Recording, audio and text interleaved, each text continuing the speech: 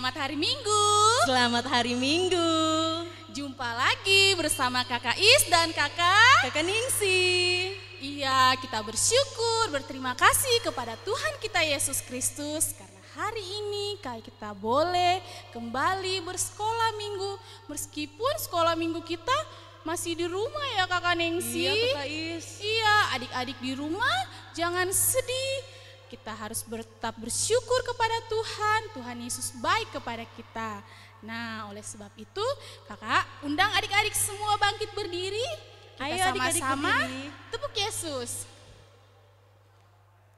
Tepuk Yesus. Yes. Sus. Yesus, yes. Aduh, kurang semangat kakak Ningsi. Sekali lagi yuk.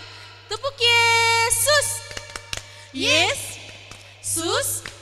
Yesus, yes. Ya, puji Tuhan. Sekarang masih tetap berdiri, kita menyanyi pujian Matahari Bersinar Terang, dilanjutkan lagu Setinggi-tingginya Langit.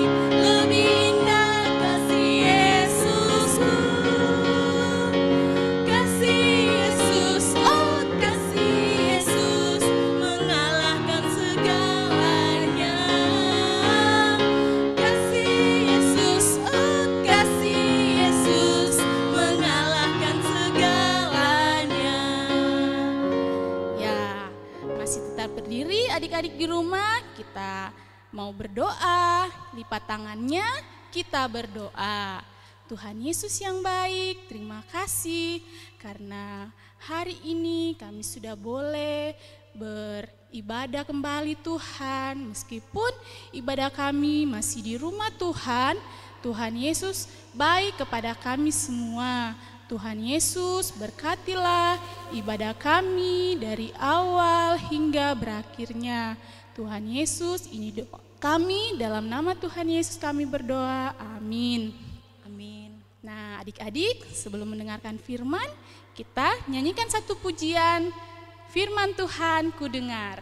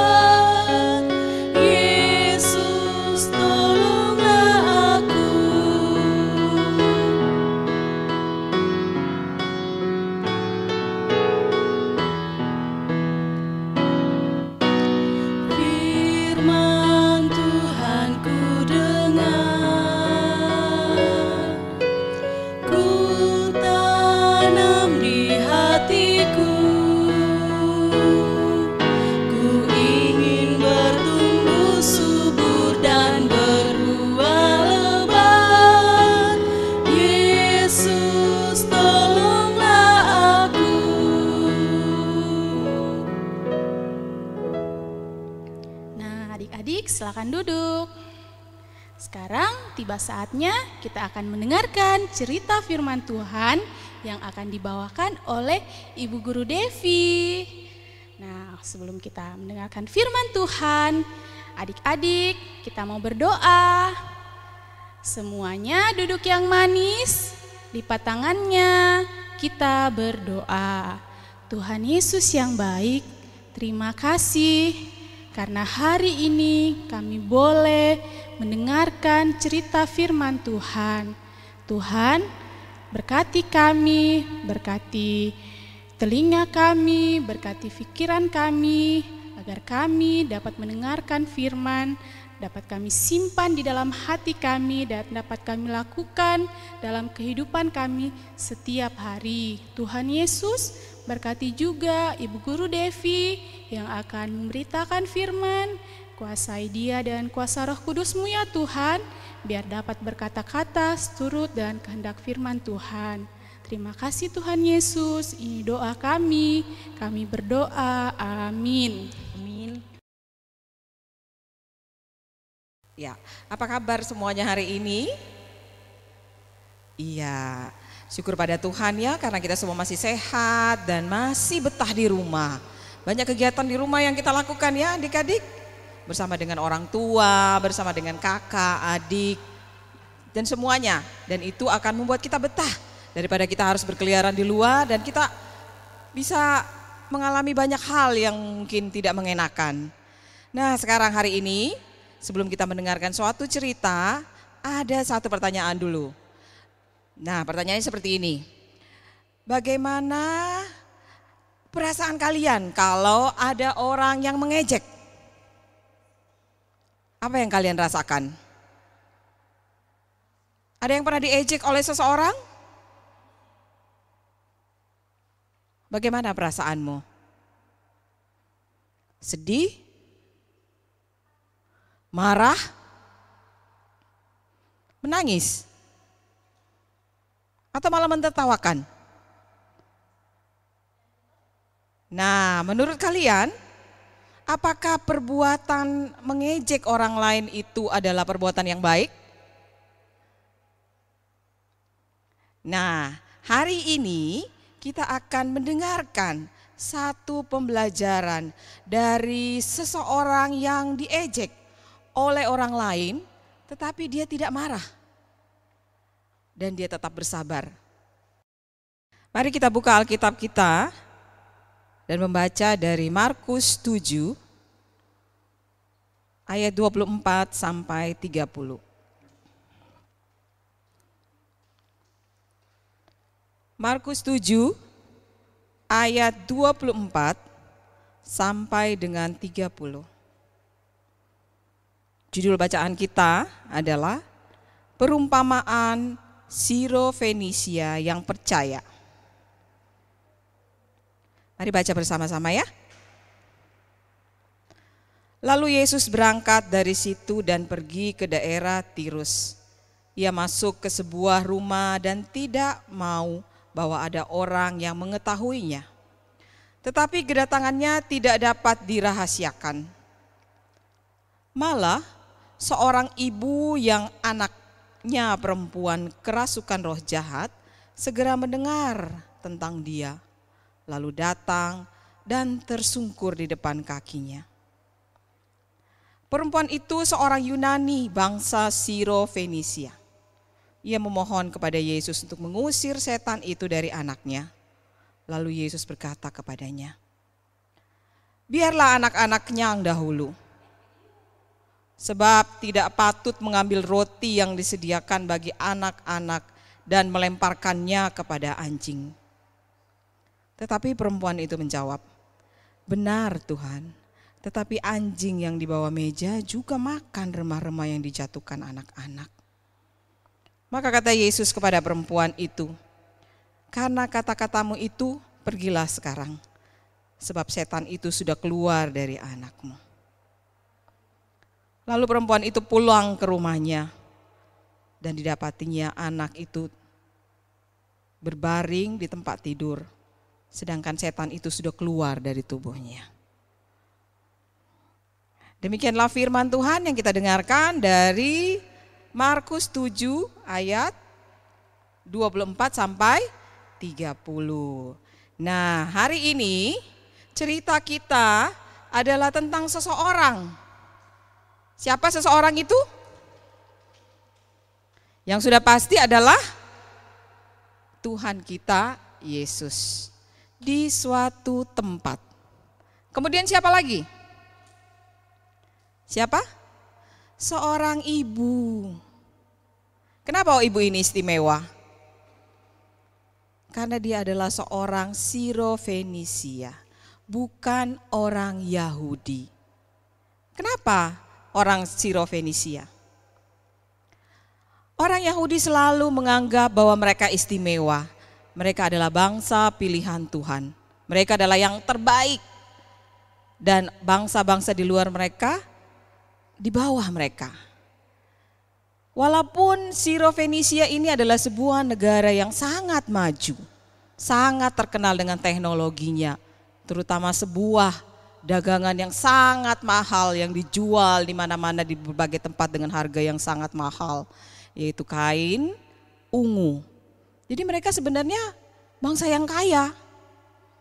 Tapi bagi orang Yahudi, mereka adalah bangsa di bawah dari orang Yahudi. Karena orang Yahudi merasa mereka adalah bangsa pilihan Tuhan. Mereka yang paling baik. Mereka yang paling pintar. Bangsa lain di luar mereka adalah di bawah mereka. Dan ketika ibu ini datang kepada Yesus, Yesus mengatakan apa? Yesus orang Yahudi apa orang Sirofenisia? Yesus adalah orang Yahudi.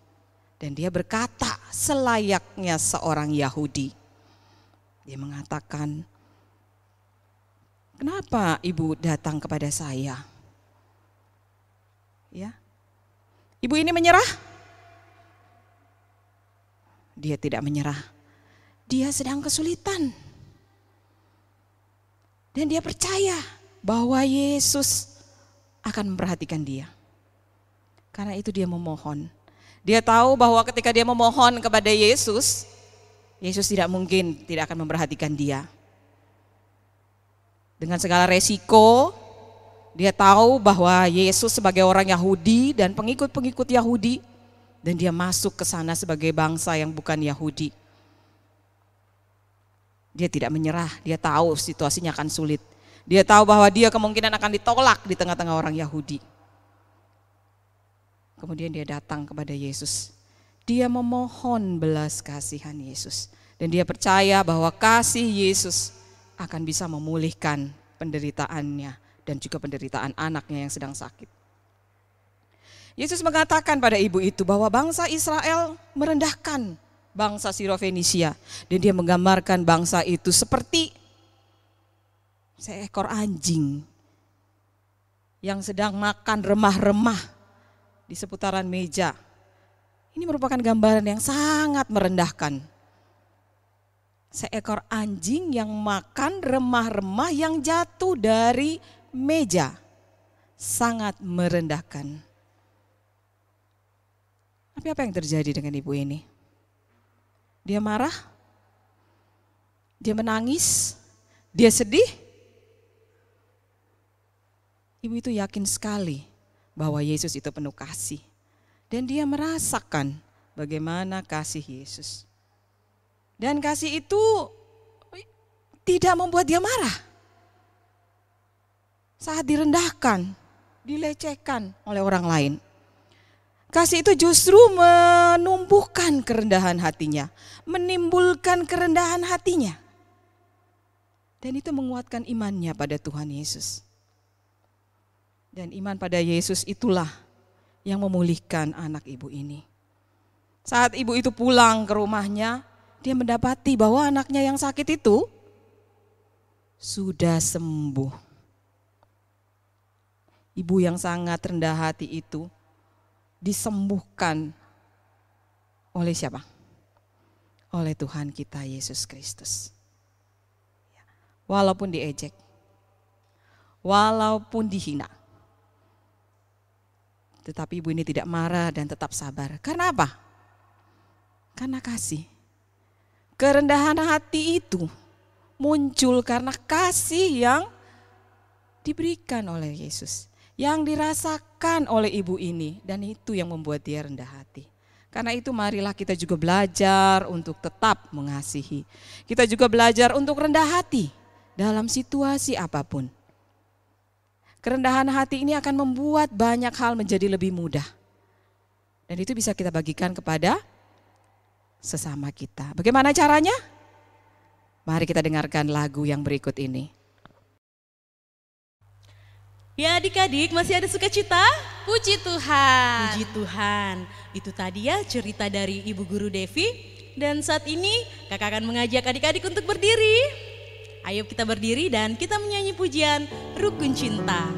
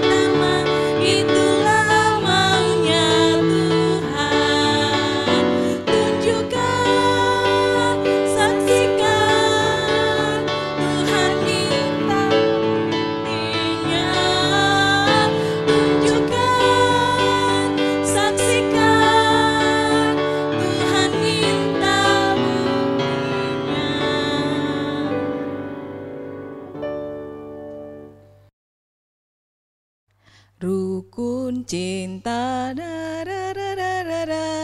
rendah hati serta ramah tamah. Nah, bagaimana? Coba perhatikan, rendah hati. Apa contohnya sikap rendah hati itu dalam hidup kita?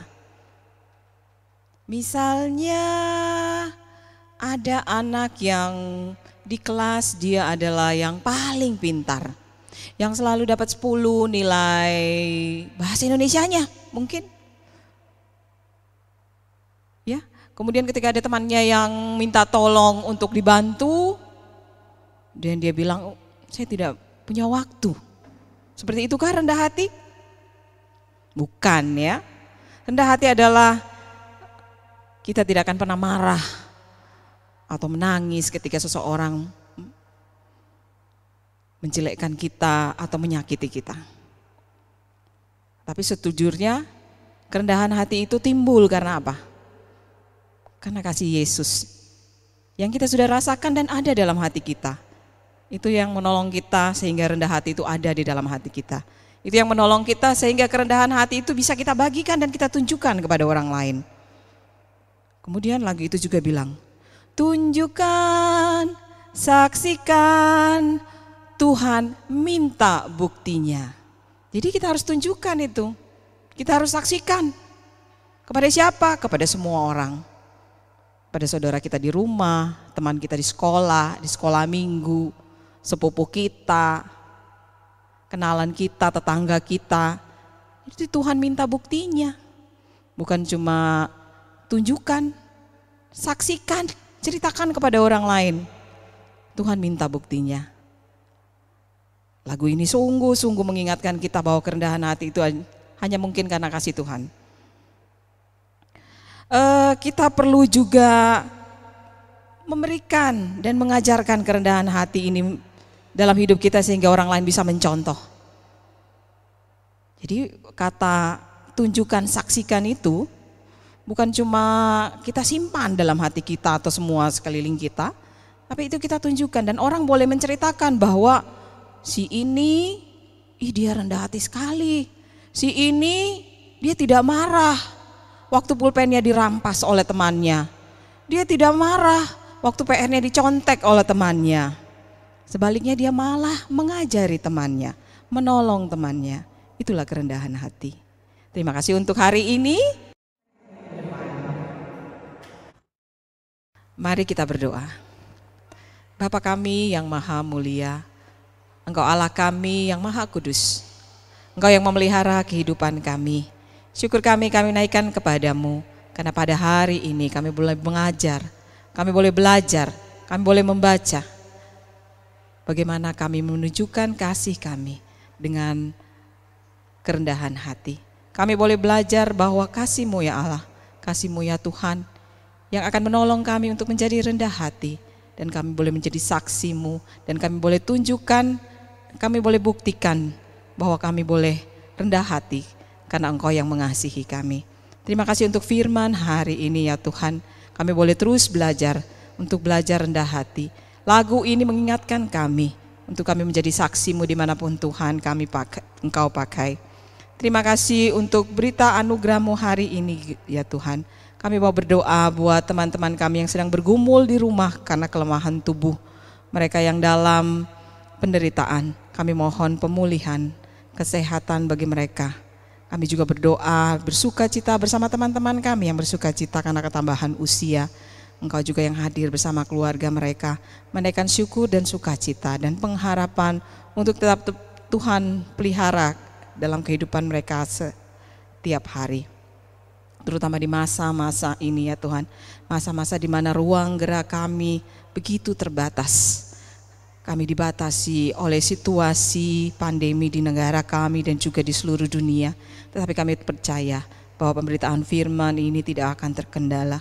Kami percaya bahwa Engkau sendiri akan membuka jalan, sehingga setiap anak-anak yang hadir pada ibadah minggu ini akan membawa sukacita dalam kehidupan mereka. Terima kasih Tuhan Yesus. Engkau yang akan hadir terus bersama-sama dengan kami. Dalam nama Tuhan Yesus. Amin. Ya, adik-adik yang terkasih, tiba saatnya kita akan memberikan ungkapan syukur kita melalui persembahan. Dan sambil kita memberikan persembahan kita iringi dengan pujian Yesus sayang padaku.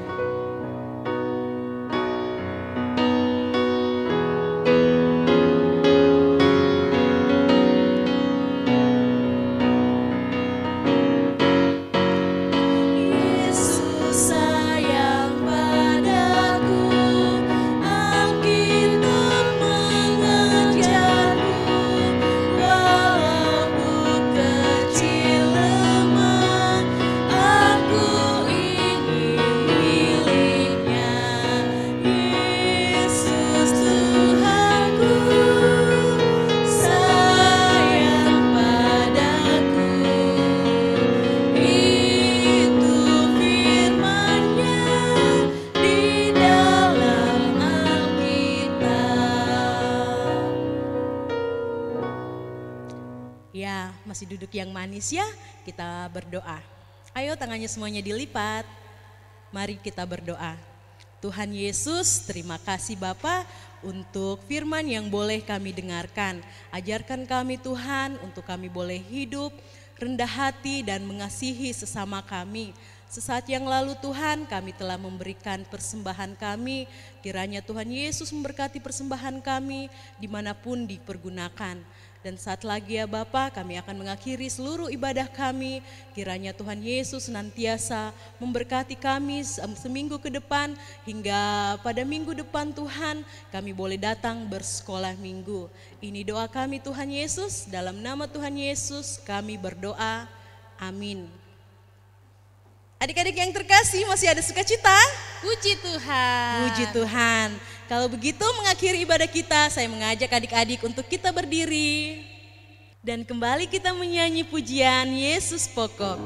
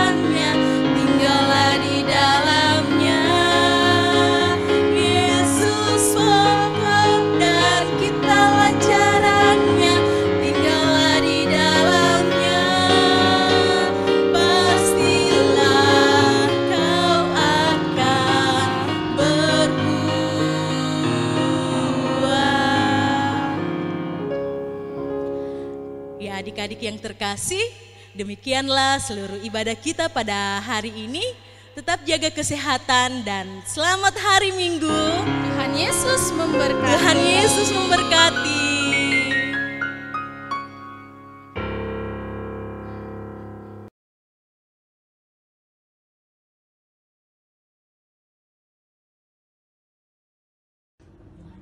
Yohanes 15 ayat 17.